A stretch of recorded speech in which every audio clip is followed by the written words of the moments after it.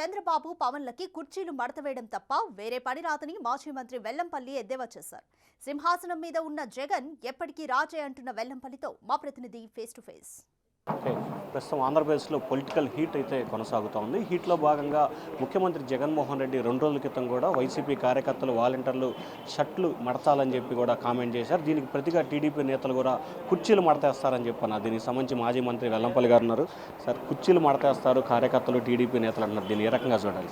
అదే కుర్చీలు వాళ్ళు మడత వేసే టైం వచ్చేసింది. ఎందుకంటే ఆంధ్ర రాష్ట్రంలో ఉన్న కుర్చీలన్నీ వాళ్ళకి మడత పెట్టేసి వాళ్ళని హైదరాబాద్ పంపించేస్తారు. లోకేష్ నిన్ను అదేవిధంగా చంద్రబాబుని పవన్ కళ్యాణ్ని ముగ్గురిని కూడా మడతకు పెట్టి హైదరాబాద్ పడేస్తారు. ఎందుకంటే వాళ్ళకి ఆంధ్ర రాష్ట్రానికి సంబంధించిన వ్యక్తులు కాదు. వాళ్ళు తెలంగాణలో ఉంటూ ఆంధ్ర రాష్ట్రం రాజకీయం చేసుకునేవాళ్ళు. వీళ్ళకి కుర్చీలు మడతేయడం, షామేలు తీసేయడం, కార్పెట్లు తొడడం తప్ప వీళ్ళకి వేరే పని ఏం లేదు. వీళ్ళకి నారా లోకేష్కి ఏం పని ఉంది? కుర్చీలు మడత పెట్టి క్యూలో పెడతాడు, కార్పెట్లు క్లోజ్ చేస్తాడు, పందిర్లు చుట్టేసి పెడతాడు. ఇవన్నీ ఆ పనికి సిద్ధమవుతున్నాడు అన్నమాట. ఎందుకంటే ఇక్కడ రాజకీయాల్లో నాకు ఎలాగో భవిష్యత్తు లేదు, టెంట్ హౌస్ సామాన్లు పెట్టుకుందాం అని చెప్పని ఈరోజు నారా లోకేష్ వారి యొక్క వ్యాఖ్యలతో మనకు అర్థమవుతుంది. సార్, నిన్న దీనికి సంబంధించి మాజీ మంత్రి అమర్నాథ్ రెడ్డి, బుద్ధా వెంకన్న కూడా సింహాసనం కనుక ఉంటే అంటే అంబటరాంబ ట్వీట్ చేశారు, అక్కడ ఉంది కుర్చీ కాదు సింహాసనం ఉన్నారు. దీనికి బుద్ధా వెంకన్న సింహాసనం మీద ఉన్న కుక్కను తరిమేస్తామంట. ఈడు కుక్క, ఊర కుక్క. వీడికి ఏమన్నా సిగ్గు సెరవు ఉంది? ఈడు ఎప్పుడైనా జీవితంలో కనీసం పబ్లిక్లో ఎప్పుడైనా గెలిచాడా? వాళ్ళ సొంత అప్పుడు తెలుగుదేశం అయ్యాంలో కూడా వాళ్ళ సొంత అన్నయ్య వాళ్ళ సొంత డివిజన్లో కార్పొరేటర్గా పోటీ ఓడిపోయారు. వీళ్ళు బీరాలు పలుకుతుంటారు. ఎందుకంటే నారా లోకేష్, బుద్ధ వెంకన్న వీళ్ళు ఎవరు ప్రజల మనుషులు కాదు. నామినేటెడ్ పద్ధతిలో ఏదో ఆ పదవులు తీసుకొని ఊరకొక్కలాగా వాగుతుంటారు తప్ప.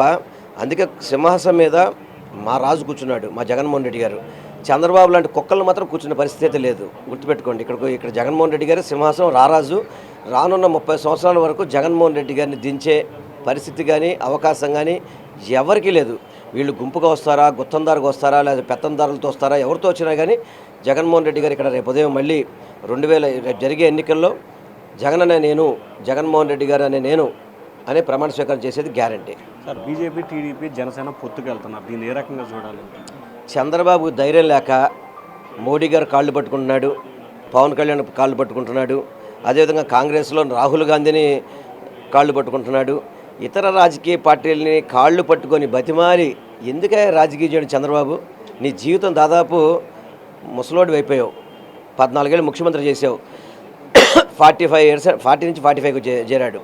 45 ఇండస్ట్రీ అన్నావు. నువ్వు దేనికి పనికిరాని వ్యక్తివి, నువ్వు ఒక్కడే పోటీ చేయలేని వ్యక్తివి. మీరెందుకు బీరాలు పలుకుతారు?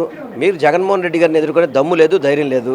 అందుకే ఎన్ని పార్టీలు పొత్తు పెట్టుకుంటున్నారు. ఎన్ని పార్టీలు పొత్తు పెట్టుకున్నా కానీ ఇక్కడ అల్టిమేట్గా ఆంధ్ర రాష్ట్రంలో గెలిచేది జగన్మోహన్ రెడ్డి గారు. 175 గెలిస్తే మళ్ళీ ముఖ్యమంత్రి ప్రమాణ స్వీకారం చేసేది జగన్మోహన్ రెడ్డి గారు.